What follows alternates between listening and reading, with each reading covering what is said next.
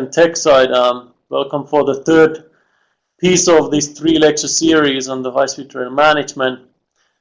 And I just wanted to quickly give a quick announcement about there's been some questionings about the high-speed rail 103 that we have been working with TC Carl from University of Illinois.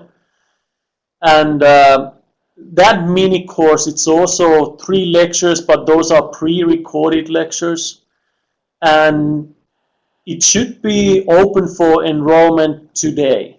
I'm not sure if you can do it right now, but hopefully pretty soon after Stan is done with his lecture today, you should be able to also enroll to High-Speed Rail 103 if you want to go and learn some more about a little bit more advanced technologies related to high-speed rail.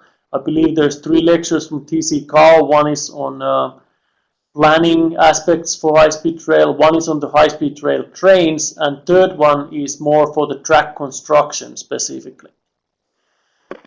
And just one more other thing, I hope you've enjoyed this mini-series lectures by Stan, and we'd really appreciate if you could provide some of the feedback. There is a form online, and if you want to get personal development hours out of this series, you need to fill up that feedback form before you can print out your PDH form as well.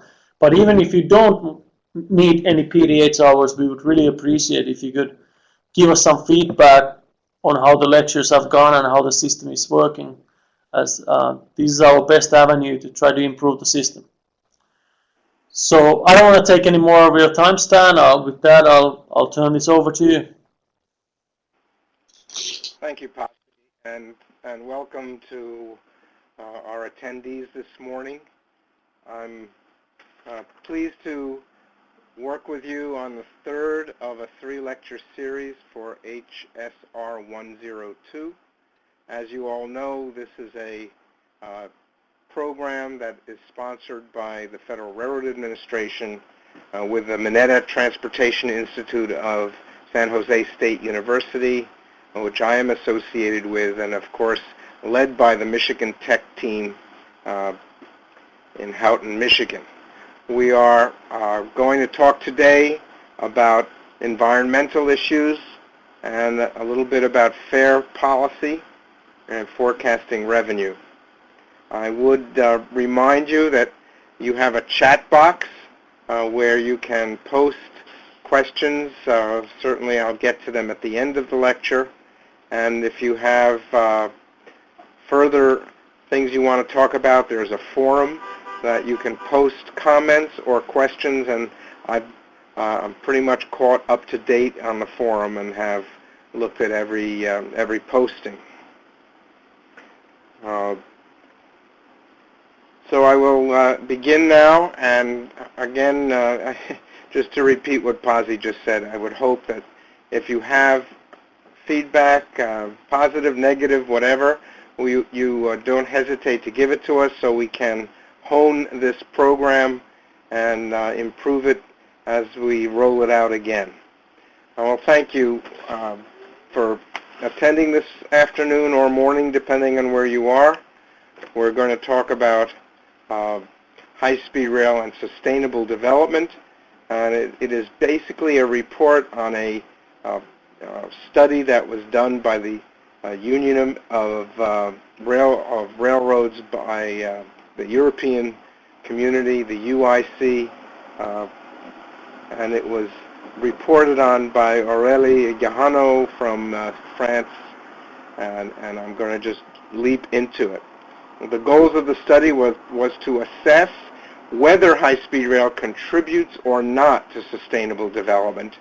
Then, kind of taking a point of view immediately, demonstrate the advantage of high-speed services in a multimodal approach that tracks progress. And last, talk about high-speed rail and its geographical diversity. A quick definition of the environment, looking at these pieces, the physical environment, the natural environment, the cultural and natural heritage, and we look at the man-made environment and agrarian land and forest areas. All of that considered part of this environmental set of issues. We're looking at life cycle analysis, the life cycle of a high-speed service from conception and planning to construction, and through the end of construction to actual operation and maintenance, and lastly, the renewal or end of life of the system. And we're looking at direct impacts, indirect impacts, permanent and temporary impacts. The goal is to integrate environmental concerns and issues in the project from beginning to end, looking at environmental impacts and looking at risk analysis. So here's a quick chart that shows preliminary screening, initial diagnosis of the territory that the alignment will traverse, what scenarios there might be, options for the infrastructure, understand the impact, and then deal with avoiding, reducing, or mitigating those impacts, and then monitoring and following the impacts during the overall life of the project. There needs to be a continuity in studies, going in depth progressively as more detail is available, to be selective, not to pay too much attention to things that are not as important. Propose a hierarchy for criteria and importance with respect to environmental impacts. And then taking an iterative approach, because you are moving from the general to the specific as you move a project forward. So some of the main issues that are being considered in this process are the issues of carbon efficiency and the impact on global warming, resource depletion, the efficiency of the use of energy, noise and vibration impacts because it's a transportation system, impacts on biodiversity across the territory, impacts on the landscape and potential cultural heritage that are being traversed, and lastly, the efficient use of land. In this chart, there's kind of a commentary on the competitiveness of high-speed services against air, car, and other train services. So here you're looking at from 1990 to 2008, and you can see the evolution of the market share with the rail market share growing, air market share seemingly coming to a stable position, and the automobile market share are being reduced. At stake for global warming is basically the amount of carbon emissions, and we can see in this chart from 1870 to 2000 the enormous increase in carbon emissions in the world, and the various contributing geographic areas to those emissions. This is science. There's no doubt that the carbon emissions have grown considerably, and as you can see, North America has been a significant contributor. In terms of activities that contribute to CO2 emissions, transportation in 2007 was 23%, where industry is 20%, electricity and heat 41%.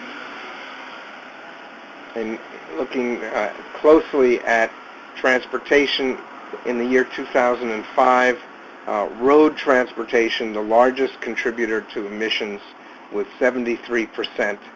And you can see domestic and international aviation about 11%, and rail at 2%. So there's been sensitivity testing for high-speed rail links, just comparing the carbon dioxide emissions in kilograms of carbon dioxide per passenger one way.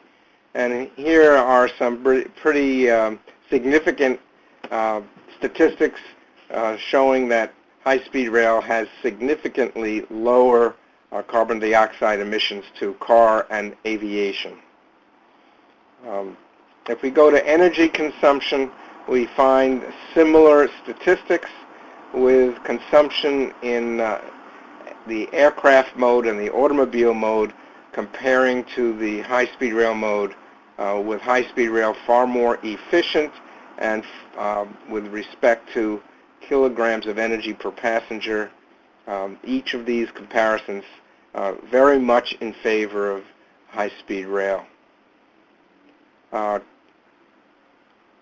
Comparing carbon dioxide emissions per passenger kilometer in Europe, you can see that the worst offender is aviation, and the rail mode dramatically something about 11% of the aviation mode.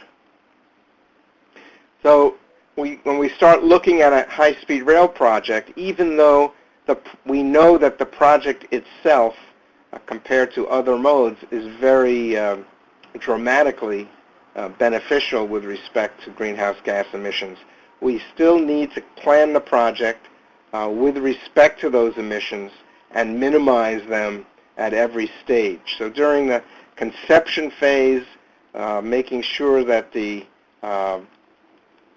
modal shift that is being designed is going to the most efficient infrastructure, and doing civil engineering structural design to use less material and promote reductions in greenhouse gases. So during construction, reducing the quantities of lime and cement used by planning earthworks, taking the earthworks during the driest months of the year, trying to always feed the work base using the rail infrastructure rather than having truck traffic in parallel roads.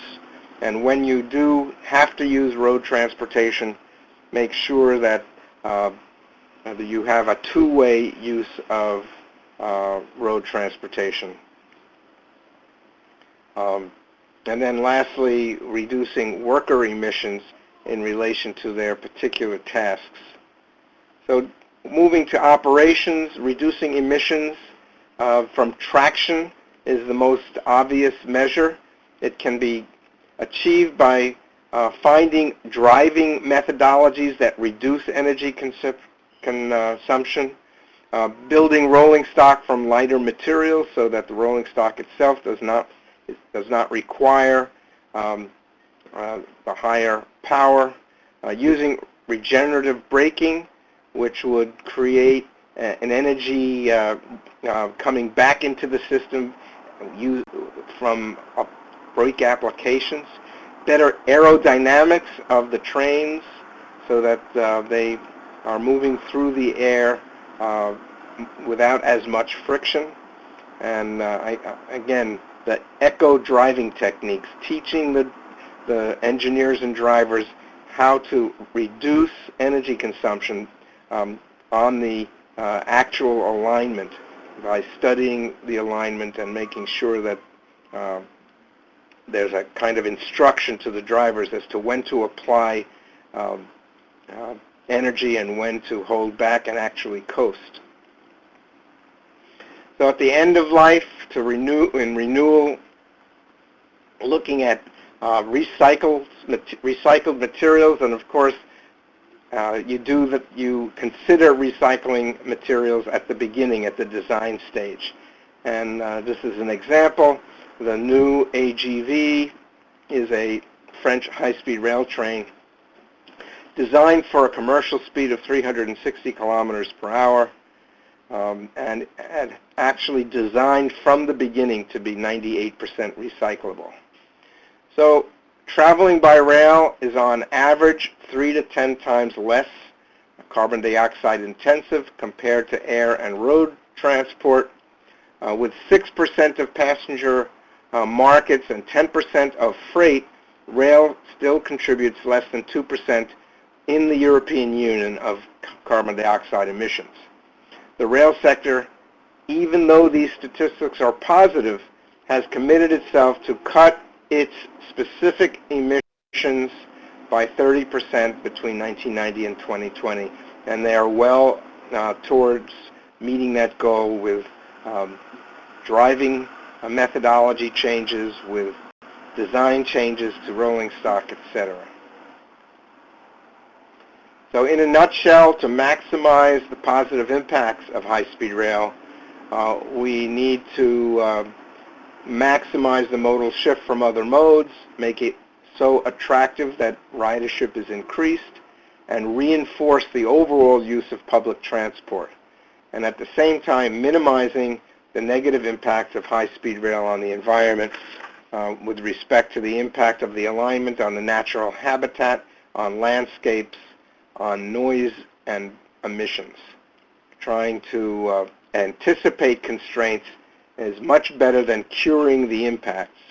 Now try adopting a risk management approach and enabling constant monitoring and adaptation.